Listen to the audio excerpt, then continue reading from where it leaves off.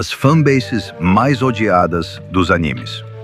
Agrupamentos, comunidades, conglomerados de fãs reunidos por meio de um gosto em comum. O que poderia dar errado? Ódio? Pessoas burras? Ego ferido por causa de desenho 2D? Com a crescente popularidade de alguns animes, não é estranho que os grupos dos admiradores de cada um deles deem seus motivos para serem odiados, quase sempre sendo taxados de tóxicos. E é sobre esses grupos que iremos falar agora. As fanbases, símbolos de muito amor e carinho. Mais do que isso, estarei trazendo as fanbases mais odiadas dentro do mundo otaku. Sejam bem-vindos ao canal sobre jogos e animes. E já quero deixar avisado de que os motivos de hate para cada fanbase mencionada aqui não partiram de minha pessoa, e sim das pessoas da comunidade otaku como um todo. Ficando esclarecido, vamos começar. Dragon Ball.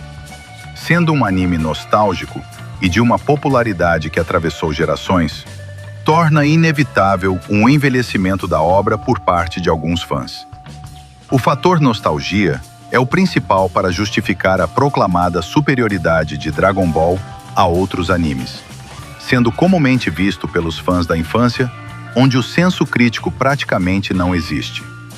A exagerada qualidade atribuída de quem assiste se estende até a fase adulta, e a impressão do anime formada nesse tempo, muito possivelmente, não condiz com a realidade, tratando-se claramente de uma sabotagem da própria memória. Mas sem dúvida, o que mais irrita as pessoas fora do fandom é a consagração pelo Goku, tanto por seu papel como protagonista, como por seu nível de força, havendo brigas violentas em que os fãs tentam a todo custo provar que Goku é Deus. Desculpa se você faz isso, mas seu personagem pode até vencer o Saitama, o Superman ou quem quer que seja. Porém você, infelizmente, não passa de um perdedor. Ótima animação e ótima direção podem ser cruciais para dar tanto hype a um anime até que ele seja assustadoramente superestimado. Isso foi o que aconteceu com Kimetsu no Yaiba, a grande revelação de 2019. Ou ao menos, é o que os odiadores da fanbase dele dizem. Apesar de majoritariamente Kimetsu ser considerado um bom anime, as pessoas simplesmente não suportam a supervalorização dada pelos fãs. Ainda mais que quase sempre, a base para essa consideração provém do número de vendas do mangá. Surge até mesmo uma rixa com a fanbase de One Piece, por conta de Kimetsu ter sido brevemente o mangá que mais ultrapassou o número de vendas no ano de 2019. E com isso sendo usado para reforçar o argumento da alta qualidade da obra. Mas Kimetsu no Yaiba não é o primeiro, nem o último com a fanbase sendo odiada por conta do anime não ser tudo isso que dizem. E por falar em One Piece, sendo um dos animes mais aclamados de todos os tempos, com certeza não deixara de ter fãs que se convencem de que a obra é perfeita. E até certo nível faz sentido, afinal, é One Piece. Mas essa exacerbada consagração resulta em coisas como a dita necessidade de assistir 2.458 episódios para apreciar a obra. Além de ser inadmissível num reconhecimento da impecabilidade da história. E até eu, como um grande fã de One Piece, sei como isso é extremamente chato. Acho difícil alguém que realmente queira assistir acabar não gostando, mas não é impossível. Mas claro que isso é sem falar nas insuportáveis briguinhas infantis entre fãs de alguns personagens. Digo, o Zoro e Sanji, em que os fãs preferem deixar o favoritismo destruir a própria ética. É uma pena que isso aconteça, pois One Piece é ótimo. A fanbase que não podia em nenhuma hipótese ser deixada de fora é evidentemente a de Naruto. Afinal, o endeusamento da obra, fanboyzice de personagem e o fato de Naruto ser a única coisa que existe para eles é o que não falta nessa fanbase. De alguns anos até agora, a popularidade de Naruto cresceu vertiginosamente, de forma que expandiu para além dos limites da esfera otaku, o que resultou em pessoas que tentam te enfiar goela abaixo de que Naruto é o melhor anime feito pelo homem e pelo não-homem. E pior, com Naruto sendo o único anime que boa parte dessas pessoas assistiram. De fato, essa saturação do anime Naruto é a maior e principal causa de toda essa revolta com a fanbase. Então já sabemos o que acontece quando uma série tão intocável tem seu mérito questionado. Discórdia, discórdia e mais discórdia.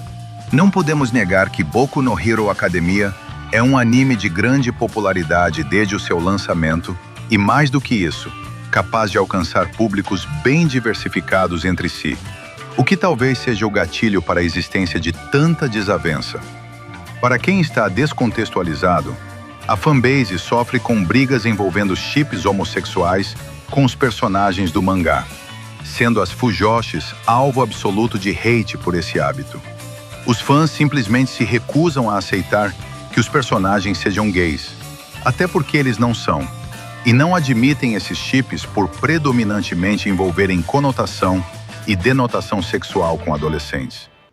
Esse ódio ao grupo só se intensificou quando ocorreu um caso em que algumas supostas fujoshis importunaram e assediaram o autor do mangá, Kouhei Horikoshi. Fujoshi já é algo bastante criticado na comunidade de animes como um todo. Porém, isso se acentuou ainda mais entre a fanbase de Boku no Hero. Claro, não poderia faltar ela. Certeza que vocês clicaram no vídeo esperando a fanbase de Attack on Titan ser mencionada. E cara, são tantas coisas que fazem esse fandom ser motivo de ódio que não seria impossível criarmos uma lista gigantesca para apresentar cada um. Mas tentarei ser breve. Como vocês bem devem saber, Attack on Titan tem uma premissa que faz ele, de certo modo, ser um ponto fora da curva quando pensamos em shounens e animes populares, dando oportunidade para os fãs exaltarem a obra ao máximo, inclusive tratando o anime como absurdamente inovador, mais do que ele realmente é. Se isso não bastasse, ainda é necessário tolerarmos os fanboys do Eren, pagando de frios e calculistas na internet e enchendo o saco com o apoio do Tatakai. Isso sem mencionar fanboys da Gabi versus haters da Gabi e os spoilers. Por que fandom de Attack on Titan? Por quê?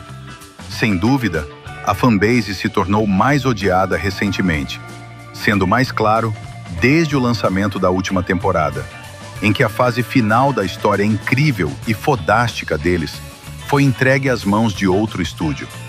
Então, para variar, críticas incessantes foram feitas à produção da equipe dos episódios, e foi quando ocorreram os ataques virtuais ao diretor do episódio 5.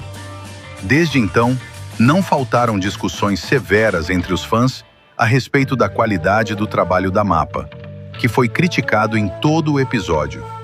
Portanto, a fanbase de Attack on Titan tem alguns bons motivos para gerar tanta repulsão. Mas essas fanbases são tão horríveis como dizem? Eu não sei, mas a fanbase do canal sobre jogos e animes, com certeza é a melhor de todas. E com o vídeo tendo chegado ao fim, esperamos que você deixe seu gostei, se inscreva e compartilhe com seus amigos que odeiam a fanbase de Naruto, Attack on Titan, Boku no Hero e etc. Agradeço por dedicar um pouco do seu precioso tempo para assistir.